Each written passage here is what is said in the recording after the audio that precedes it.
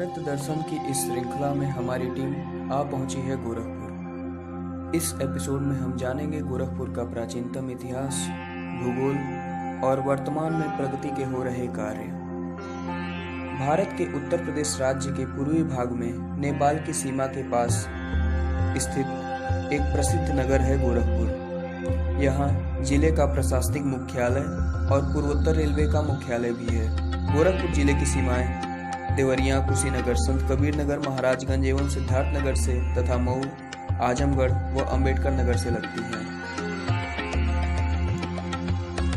गोरखपुर एक प्रसिद्ध धार्मिक केंद्र है जो अतीत से बौद्ध, हिंदू, मुस्लिम, जैन और सिख संतों की साधना स्थली रहा है, किंतु मध्ययुगीन सर्वमान्य संत गोरखनाथ के बाद उनके ही नाम पर इसका वर्तमान नाम गोरखपुर रखा गया। यहाँ का प्रसिद्ध गोरखनाथ मंदिर अभी भी नाथ संप्रदाय की पीठ है। यह महान संत परमहंस योगानंद का जन्म स्थान भी है। इस शहर में और भी कई ऐतिहासिक स्थल हैं, जैसे बौद्ध घर, इमामबाड़ा, 18वीं सदी की दरगाह, हिंदू धार्मिक ग्रंथों का प्रमुख प्रकाशन संस्थान गीता प्रेस।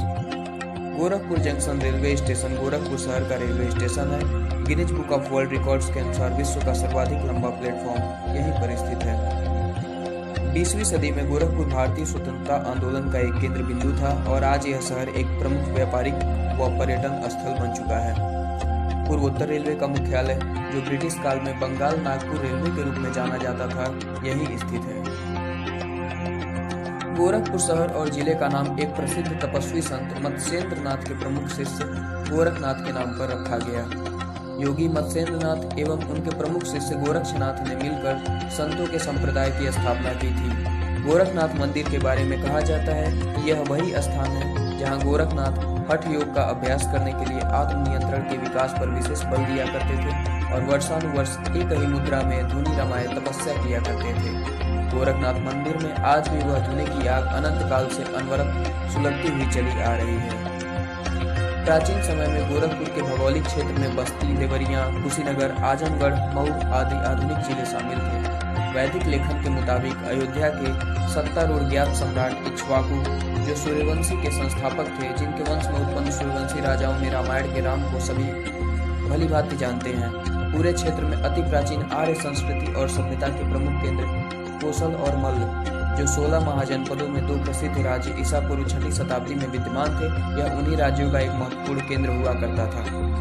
गोरखपुर में राप्ती और रोहिणी नदियों का संगम होता है। ईसा पूर्व 6वीं शताब्दी में गौतम बुद्ध ने सत्य की खोज के लिए जाने से पहले अपने राजसी वस्त्र त्याग दिए थे। बाद में उन्होंने मल्ल राज्य की राजधानी कुशीनारा, जो अब कुशीनगर के रूप में जाना जाता है, पर मल्ल राजा हस्तिपाल मल्ल के आंगन में अपना शरीर त्याग दिया था। कुशीनगर में आज भी इस आशय का एक स्मारक स्थित है। यह शहर भगवान बुद्ध के समकालीन 24वें जैन तीर्थंकर भगवान महावीर की यात्रा के साथ भी जुड़ा हुआ है। भगवान महावीर जहां पैदा हुए थे, वह स्थान गोरखपुर से बहुत दूर नहीं है। बाद में उन्होंने पावापुरी में अपने मामा के महल में महानिर्वाण अर्थात मोक्ष प्राप्त किया। यह पावापुरी कुशीनगर से लगभग 15 किलोमीटर की दूरी पर स्थित है। ये सभी स्थान प्राचीन भारत के मल्ल वंश की जुड़वा राजधानियों के हिस्से थे। इक्ष्वाकु राजवंश के बाद मगध पर जब नंद राजवंश द्वारा 4वीं सदी में विजय प्राप्त की, उसके बाद गोरखपुर मौर्य, शुंग, कुषाण, गुप्त और हर्ष साम्राज्यों का हिस्सा बन गया। भारत का महान सम्राट चंद्रगुप्त मौर्य, जो मौर्य वंश का संस्थापक था, उसका संबंध पिपली वन के एक छोटे से प्राचीन गणराज्य से था। यह गणराज्य भी नेपाल की तराई और कसिया में रूपंदेही के बीच उत्तर प्रदेश के इसी गोरखपुर जिले में स्थित था। 10वीं सदी में थारू जाति के राजा मदन सिंह ने गोरखपुर शहर और आसपास के क्षेत्र पर शासन किया। राजा विकास सांकृत्यायन का जन्म स्थान भी यही रहा है। मध्यकालीन समय में इस शहर को मध्यकालीन हिंदू संत गोरक्षनाथ के नाम पर गोरखपुर नाम दिया गया था। हालांकि गोरक्षनाथ की जन्म तिथि अभी तक सुस्पष्ट नहीं है, तथापि जनश्रुति यह भी है कि महाभारत काल में युधिष्ठिर के राजसूय यज्ञ का निमंत्रण देने उनके छोटे भाई भीम स्वयं यहाँ आए थे। चूंकि गोरक्षनाथ जी उस समय समाधिस्थ थे, अतः भीम ने यहाँ कई दिनों तक विश्राम किया था। उनकी विशालकाय लेटी हुई प्रतिमा आज भी गोरखनाथ मंदिर में स्थित हर साल तीर्थयात्रियों की एक बड़ी संख्या को अपनी ओर आकर्षित करती है। 20वीं सदी में गोरखपुर क्षेत्र पर उत्तरी भारत के मुस्लिम शासक मोहम्मद घोरी ने विजय प्राप्त की थी। बाद में यह क्षेत्र कुतुबुद्दीन ऐबक और बहादुर शाह जैसे मुस्लिम शासकों के प्रभाव में कुछ शताब्दियों के लिए बना रहा। शुरुआती 16वीं सदी के प्रारंभ में भारत के एक रहस्यवादी कवि व प्रसिद्ध संत कबीर भी यही रहते थे और मगहर नाम का एक गांव वर्तमान में जो संत कबीर नगर जिले में स्थित है, जहां उनके दफन करने की जगह अभी भी कई तीर्थयात्रियों को आकर्षित करती है, गोरखपुर से मात्र 20 किलोमीटर की दूरी पर स्थित है। 16वीं शताब्दी में मुगल बादशाह अकबर ने साम्राज्य के पुनर्गठन पर जो 5 सरकार स्थापित की थी, सरकार नाम की उन प्रशासनिक इकाइयों में अवध प्रांत के अंतर्गत गोरखपुर का नाम भी मिलता है। गोरखपुर 1803 में सीधे ब्रिटिश नियंत्रण में आया। यह 1857 के विद्रोह के प्रमुख केंद्रों में रहा और बाद में भारतीय स्वतंत्रता आंदोलन में इसने प्रमुख भूमिका निभाई। गोरखपुर जिला चौरी चौरा की 4 फरवरी 1922 की घटना, जो भारत के स्वतंत्रता संघर्ष के इतिहास में एक महत्वपूर्ण मोड़ सिद्ध हुई, के बाद चर्चा में आया, जब पुलिस अत्याचार से गुस्साए 2000 लोगों की एक भीड़ ने चौरी चौरा थाने को ही फूंक दिया, जिसमें 19 पुलिसकर्मियों की मृत्यु हो गई। आम जनता की इस हिंसा से घबराकर महात्मा गांधी ने अपना असहयोग आंदोलन एकाएक स्थगित कर दिया, जिसका परिणाम यह हुआ कि उत्तर प्रदेश में ही हिंदुस्तान रिपब्लिकन एसोसिएशन नाम का एक देशव्यापी प्रमुख क्रांतिकारी दल गठित हुआ, जिसने 9 अगस्त 1925 को काकोरी कांड करके ब्रिटिश सरकार को खुली चुनौती दी, जिसके परिणाम स्वरूप दल के प्रमुख क्रांतिकारी नेता राम प्रसाद बिस्मिल को गोरखपुर जेल में ब्रिटिश शासन के खिलाफ लड़ाई में सक्रिय भाग लेने के लिए फांसी दे दी गई। 19 दिसंबर 1927 को बिस्मिल की अंत्येष्टि जहां पर की गई, वह राजघाट नाम का स्थान गोरखपुर में ही राप्ती नदी के तट पर स्थित है और जिसके विकास के लिए तत्कालीन सरकार प्रयासरत है। वर्तमान समय में यह एक पर्यटन स्थल के रूप में विकसित हो रहा है।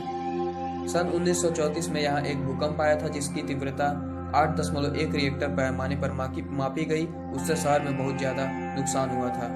जिले में घटी 2 अन्य महत्वपूर्ण घटनाओं में 1942 में शहर को और अधिक चर्चित बना दिया। प्रसिद्ध भारत छोड़ो आंदोलन के बाद शीघ्र ही 9 अगस्त को जवाहरलाल नेहरू को गिरफ्तार किया गया था और इस जिले में उन पर मुकदमा चलाया गया। उन्होंने यहाँ की जेल में अगले 3 साल बिताए। शाहजनवा तहसील के पाली ब्लॉक अंतर्गत डोहरिया गांव में 23 अगस्त को आयोजित एक विरोध सभा पर ब्रिटिश सरकार के सुरक्षा बलों ने गोलियां चलाई, जिसके परिणाम स्वरूप अकारण 9 लोग मारे गए और सैकड़ों लोग घायल हो गए। एक शहीद स्मारक आज भी उस स्थान पर खड़ा है। भौगोलिक दृष्टि से गोरखपुर राप्ती और रोहिणी नामक 2 नदियों के तट पर बसा हुआ है। नेपाल से निकलने वाली इन नदियों में सहायक नदियों का पानी एकत्र हो जाने से कभी कभी इस क्षेत्र में बाढ़ भी आ जाती है। यहाँ एक बहुत बड़ा तालाब भी है, जिसे रामगढ़ ताल कहते हैं। यह बारिश के दिनों में अच्छी खासी झील के रूप में परिवर्तित हो जाता है, जिससे आसपास के गांवों की खेती के लिए पानी की कमी नहीं रहती। यहाँ एक प्रसिद्ध पर्यटन स्थल भी है, जो कुशीनगर के नाम से विख्यात है, जहाँ बुद्ध ने महापरिनिर्वाण प्राप्त किया था। विश्व में जितना अनोखा और सुंदर भारत है, भारत में उतना ही अनोखा व आकर्षक उत्तर प्रदेश है। उत्तर प्रदेश के पूर्वांचल में गोरखपुर पर्यटन परिक्षेत्र एक विस्तृत भूभाग में फैला हुआ है। इसके अंतर्गत गोरखपुर मंडल में बस्ती मंडल एवं आजमगढ़ मंडल के कई जनपद हैं।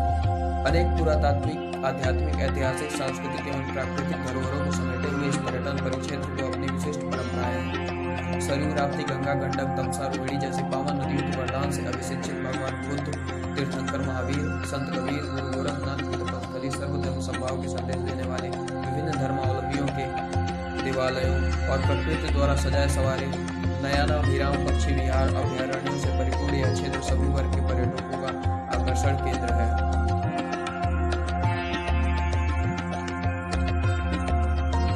यहाँ स्थित प्रमुख दर्शनीय स्थलों में गोरखनाथ मंदिर, विष्णु मंदिर, गीता प्रेस, विनोद वन, गीता वाटिका, रामगढ़ ताल, इमामबाड़ा, प्राचीन महादेव झारखंडी मंदिर, मुंशी प्रेमचंद उद्यान, सूर्यकुंड मंदिर प्रमुख